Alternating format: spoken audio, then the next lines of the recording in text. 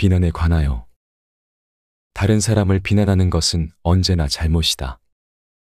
왜냐하면 다른 사람의 영혼 안에서 무슨 일이 일어났고 또 일어나고 있는지는 아무도 모르기 때문이다. 내가 이웃의 입장에 설 때까지는 그를 결코 비난하지 마라. 많은 일에 대해 다른 사람들을 용서하라. 그러나 너 자신에 대해서는 한 가지도 용서하지 마라. 우리는 남을 판단하는 경우가 많다. 어떤 사람은 친절하고 어떤 사람은 어리석으며 또 어떤 사람은 사악하고 또 어떤 사람은 영리하다고 우리는 판단한다. 그러나 그렇게 해서는 안 된다.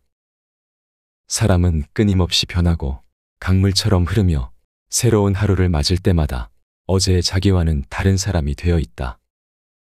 그는 어리석었다가도 영리하게 되었고 사악했다가도 친절한 마음씨의 소유자가 되었다. 이러한 예는 수없이 많다. 너는 다른 사람을 판단할 수 없다. 내가 그를 비난하는 순간 그는 다른 사람이 된다. 나는 악행하기를 바라지 않는다고 스스로 알고 있다. 그런데 내가 만일 악행을 한다면 그것은 내가 자기 자신을 억제할 수 없기 때문이다. 다른 사람들의 경우도 이와 마찬가지다. 그들은 악행을 하지 않도록 자기를 억제할 수 없기 때문에 대개 악행을 저지른다. 그러므로 내가 왜 다른 사람들을 나쁘게 여길 것인가? 내가 왜 그들을 비난해야만 하겠는가? 내가 다른 사람들을 비난하지 않으려고 노력할 때 너의 삶은 더욱 편안해질 것이다. 그러나 이러한 작은 노력을 하는 사람은 거의 없다. 말에 관하여. 너의 말 때문에 사람들이 서로 나쁜 감정을 품어 인화단결이 깨지는 것을 두려워하라. 우리의 말이 초래하는 피해가 때로는 분명히 드러나지만 또 때로는 그렇지 않다. 그러나 우리의 말 때문에 피해를 입는 사람들이 우리가 눈으로 볼 수 없다고 해서 그 피해가 더 작아지는 것은 아니다.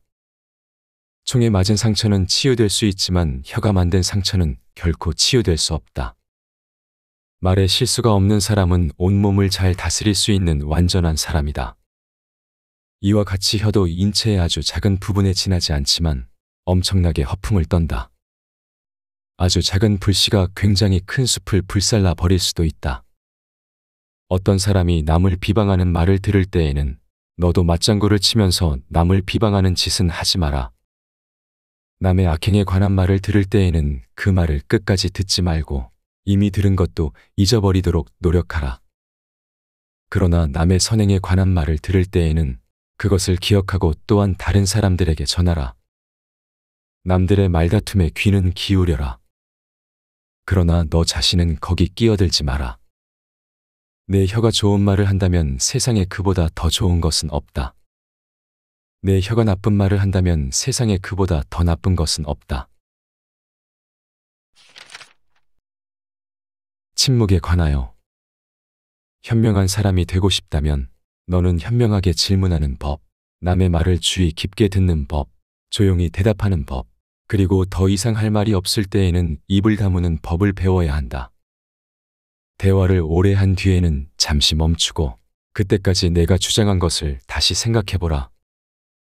그리고 너의 주장 가운데 많은 것이 심지어 때로는 모든 것마저도 무의미하고 공허하고 하찮으며 나쁜 것임을 깨달아도 놀라지 마라.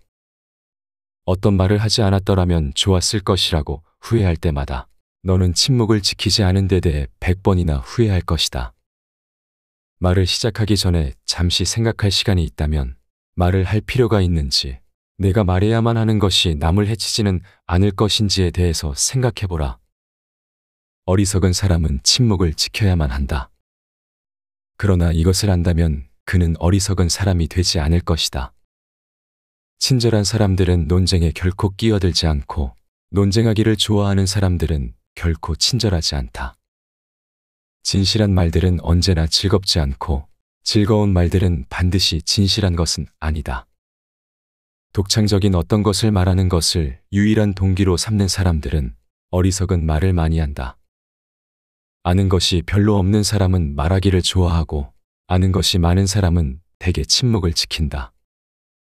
왜냐하면 아는 것이 별로 없는 사람은 자기가 아는 것이 모두 중요하다고 생각하기 때문에 다른 사람들에게 말하기를 바란다. 한편 아는 것이 많은 사람은 자기가 모르는 것이 더 많다는 사실도 잘 알고 있다. 그러므로 그는 오로지 자기가 말할 필요가 있을 때에만 말을 하고 질문을 받지 않았을 때에는 침묵을 지키는 것이다. 말을 많이 하는 사람은 행동으로 자기 말을 모두 실천하는 경우가 없다. 현명한 사람은 말이 행동을 앞서지나 않을까 항상 조심한다. 생각을 하고 나서 그 다음에 말하라. 그만하면 됐다. 는 말을 들으면 말을 멈추어라. 사람은 말하는 능력 때문에 동물보다 더 높다. 그러나 이 능력을 적절하게 사용할 수 없다면 그는 동물보다 더 낮은 것이다. 침묵을 지켜라. 너의 손보다는 혀가 더 많이 쉬도록 하라. 너는 침묵을 지킨 것에 대해서는 결코 후회하지 않을 것이다. 그러나 말을 너무 많이 한 것에 대해서는 자주 후회할 것이다. 사람들은 말하기를 배운다. 그러나 그들의 주요 관심은 침묵을 지키는 방법에 쏠려야 한다. 나는 현명한 사람들 사이에서 평생을 보냈는데 침묵보다 더 좋은 것이 이 세상에 없다는 사실을 발견했다. 말 한마디의 값이 동전 하나라면 침묵의 값은 동전 2개다. 침묵은 영리한 사람들에게 적합하고 현명한 사람들에게는 한층 더 적합하다. 욕망에 관하여 욕망을 극복하려고 아무리 여러 번 애써도 잘 되지 않는다 해도 그러한 노력을 결코 포기하지는 마라. 노력을 할 때마다 욕망의 힘은 더욱 약해지고 그것을 극복하기는 더욱 쉬워진다. 선행을 하려고 노력하는 것은 중요하다. 더욱이 악행을 피하려고 노력하는 것은 한층 더 중요하다. 절제는 너의 생활에서 습관이 되어야만 한다. 그리고 내가 미덕을 실천하는 것을 도와야만 한다. 왜냐하면 선행을 하기로 굳게 결심한 사람은 극복하지 못할 것이 전혀 없기 때문이다. 헛된 욕망들을 버리기 위해 너의 힘 가운데 최소한 절반은 사용하라. 그러면 곧 더 큰 만족감과 행복을 얻을 것이다. 성욕은 모든 욕망 가운데 가장 소모성이 강한 것이다. 성욕은 결코 만족을 모른다. 왜냐하면 만족시켜주면 줄수록 이 욕망은 더욱 강해지기 때문이다. 흔히 사람들은 자신의 욕망에 대한 극복에 대해 그리고 그러한 욕망을 극복하는 힘과 열정에 대해 자랑스럽게 여긴다. 이 얼마나 기괴한 환상인가. 너는 과거에 얼마나 많은 것을 극도로 열망하다가 이제는 그것들을 혐오하고 경멸하는지 기억하라. 너는 예전의 욕망들을 채우려고 했으면서 얼마나 많은 것을 잃었는지 기억하라. 너를 현재 흥분시키는 욕망들에 관해서도 똑같은 일이 지금 벌어질 수 있다. 내가 현재 느끼는 욕망들을 극복하고 가라앉히도록 노력하라. 이것이 가장 유익하고 또 가장 쉽게 성취할 수 있는 것이다. 탐욕, 게으름, 색욕, 그리고 분노를 완전히 극복하도록 노력하라. 내가 각종 욕망의 억제를 간절히 바라는데도 불구하고 실패한다고 가끔 느낀다 해도 욕망의 억제가 전혀 불가능하다고 생각하지는 마라. 너는 그때 한번 억제할 수 없었다는 사실을 입증했을 뿐이다. 훌륭한 마부는 자기 말들을 단숨에 즉시 멈추게 할 수 없었다고 해서 고삐를 놓아버리지는 않는다. 오히려 그는 고삐를 다시 당겨서 결국에는 말들을 멈추게 만든다. 그러니까 유혹에 한번 대항하지 못했다 해도 너는 유혹과 계속해서 싸워라. 그러면 결국에는 너의 욕망이 아니라 너 자신이 이길 것이다. 절제는 단숨에 얻어질 수 없다. 그것은 하나의 과정, 끊임없는 노력이 있어야만 한다. 이러한 노력을 하는 사람의 삶은 욕망을 가라앉히는 것이 아니라 지배하는 방향으로 진행된다. 시간과 확고부동함은 내가 이러한 노력을 하는데 도움이 된다. 사람 마음속의 욕망은 거미줄과 같다. 처음에 그것은 외부에서 한번 찾아온 방문객이지만 차츰 정기적으로 찾아오는 손님이 되며 결국에는 집주인이 되고 만다.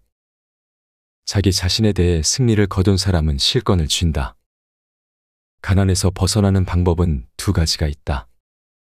첫째는 더 많은 재산을 얻는 것이다. 둘째는 너의 욕망을 줄이는 것이다. 전자는 항상 우리 힘으로 될 수 있는 것이 아니지만 후자는 항상 우리 힘으로 될 수 있는 것이다. 고통에 관하여 고통의 이익을 이해하지 못하는 사람은 현명하고 진실한 삶을 살지 못한다. 고통 없이는 정신적 성장은 이루어질 수 없다. 고통은 죽음을 동반하는 경우가 많지만 동시에 삶에 있어 유용하고 유익한 조건이기도 하다. 하느님께서는 고통을 겪는 사람들을 사랑하신다. 사람들은 고통을 통하지 않고서는 위대한 인물이 된 적이 결코 없었다. 고통을 당할 때 너는 고통을 피하는 방법을 생각하지 말고 이 고통이 어떤 종류의 내면의 도덕적, 정신적 완성을 요구하는지 알아내기 위해 모든 노력을 집중하라. 태어나서부터 죽을 때까지 고통은 우리의 육체의 필수 조건이고 괴로움은 우리의 정신의 필수 조건이다. 지혜에 관하여 지혜란 인생의 목적을 아는 것, 그리고 그 목적을 달성하는 방법을 아는 것이다. 어떠한 사물이든 그 안에서 진정한 지혜가 드러날 수 없는 것은 하나도 없다. 너는 지혜를 3가지 방법으로 얻을 수 있다. 첫째 방법은 명상이다. 이것은 가장 고상한 방법이다. 둘째 방법은 모방이다.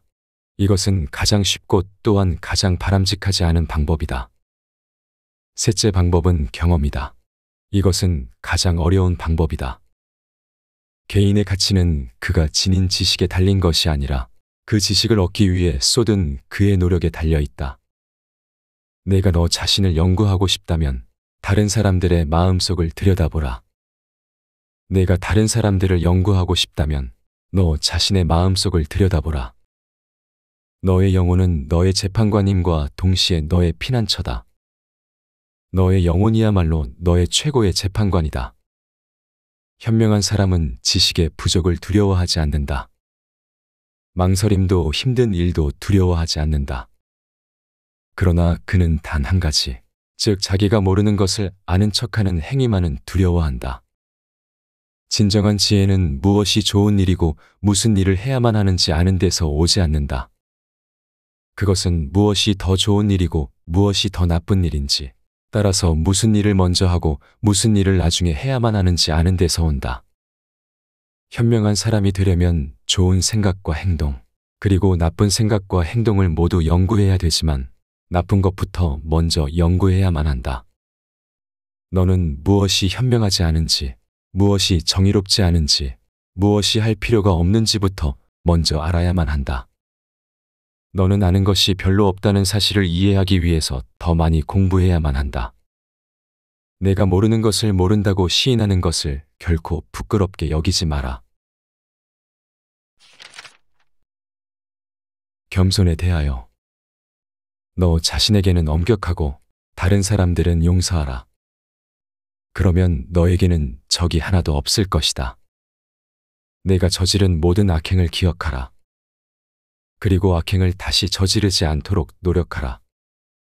너의 선행들만 기억한다면 그것은 앞으로 내가 선행을 하는데 방해가 될 것이다. 겸손이 없이는 완전한 사람이 되기란 불가능하다. 내가 이미 충분히 선한 사람이 되었는데 무엇 때문에 완전한 사람이 되려고 노력하지 않으면 안 되는가? 지위가 높을수록 너는 더욱 겸손해져야 한다. 많은 사람이 높은 지위와 영광을 누리며 살고 있다. 그러나 이 세상의 신비들은 오로지 겸손한 사람들에게만 밝혀질 수가 있다. 다른 사람들과 다투려고 하지 마라. 너의 의무를 중요시하라.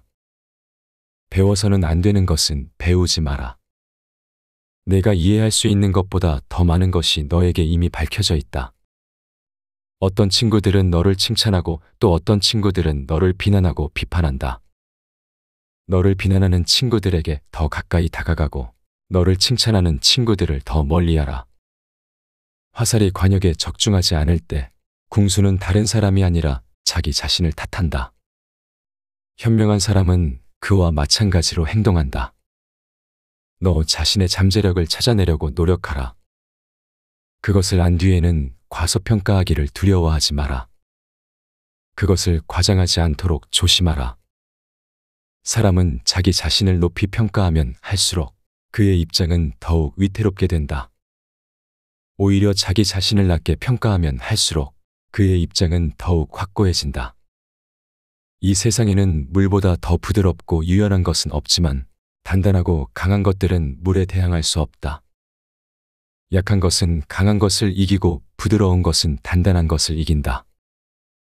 누구나 이 법칙을 알지만 아무도 이 법칙에 따라 행동하지 않는다.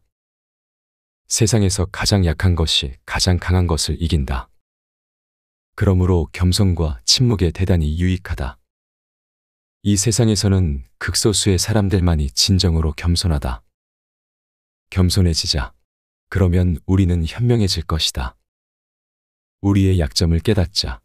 그러면 그 약점은 우리에게 힘을 줄 것이다. 물은 산꼭대기에 머물지 않고 계곡을 향해 흐른다. 이와 마찬가지로 진정한 미덕은 남들보다 더 높아지기를 바라는 사람들과 함께 머물지 않고 오히려 겸손한 사람들과 함께 머문다. 분노에 대하여. 너의 분노는 어떠한 것으로도 정당화될 수 없다. 내가 분노하는 이유는 너 자신 안에 있다. 모든 죄 가운데에는 인생의 중대한 행복, 즉 너의 형제에 대한 너의 사랑과 완전히 상반되는 것이 있다. 너의 형제에 대한 분노와 증오의 감정으로 인생의 이 중대한 기쁨을 말살하는 것보다 더 큰 죄는 없다. 로마의 현자인 세네카는 이렇게 말했다. 내 마음속에서 분노가 끓어오를 때 그 분노를 피하고 싶다면 가장 좋은 방법은 멈추는 것이다. 아무것도 하지 마라. 걸어가지도 마라. 말하지도 마라. 내가 그 순간에 몸이나 혀를 움직인다면 분노는 더욱 격화될 것이다. 분노는 모든 사람에게 매우 해롭다. 특히 분노하는 사람에게 가장 해로운 것이다. 너의 원수는 너에게 분노로 갚고 너에게 고통을 줄 것이다. 그러나 너에게 가장 큰 피해를 주는 것은 바로 너의 마음속에 자리 잡고 있는 분노와 증오다. 너의 부모도 모든 가족들도 모욕을 용서하고 잊어버려주는 너의 마음보다는 너를 더 좋은 사람으로 만들어줄 수는 없다. 사악한 사람은 다른 사람뿐만 아니라 자기 자신도 해친다. 생각에 관하여. 오로지 좋은 생각들만 하라. 시간이 지남에 따라 그것들은 좋은 행동들이 될 것이다. 사람들이 저지르는 악행의 대부분은 악의의 결과가 아니라 그들이 무비판적으로 받아들이고 따르는 나쁜 생각들이 전파된 결과이다. 악행을 초래하는 생각은 악행 자체보다 더 나쁘다. 너는 악행을 멈출 수 있고 뉘우칠 수 있으며 반복하지 않을 수 있다. 그러나 나쁜 생각은 계속해서 반복되고 다른 악행들을 초래한다. 나쁜 생각은 꼬리에 꼬리를 물고 일어난다. 좋은 생각들을 하라. 그러면 그것들을 좋은 행동들로 변할 것이다. 모든 것은 생각에서 시작한다. 너의 생각을 잘 인도하는 것은 자기 완성에 이르는 열쇠들 가운데 하나다. 내가 불행을 겪는다면 그 원인을 너의 행동에서 찾지 말고 행동을 초래한 너의 생각에서 찾아라. 그리고 이러한 생각들을 개선하도록 노력하라. 내가 일상생활의 어떤 사건에서 어떤 착상을 하게 된다면 그 사건을 초래한 먼저 생각들에서 그 기원을 찾아라. 물질적 결과들은 눈에 보이지 않는 힘이 드러난 것이다.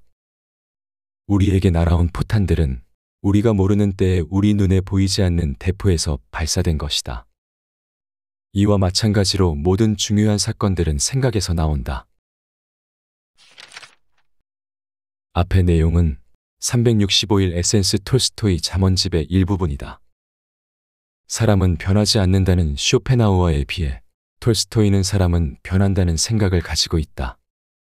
그래서 톨스토이는 사람을 함부로 판단해서는 안 된다고 말한다.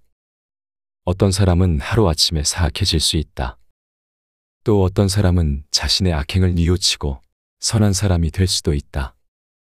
심지어 타인을 비난하는 순간 그 사람은 변할 수 있다. 하지만 쇼펜하우어의 말도 틀리지 않았다. 사람은 쉽게 변하지 않는다. 당장 나를 보아도 그렇다.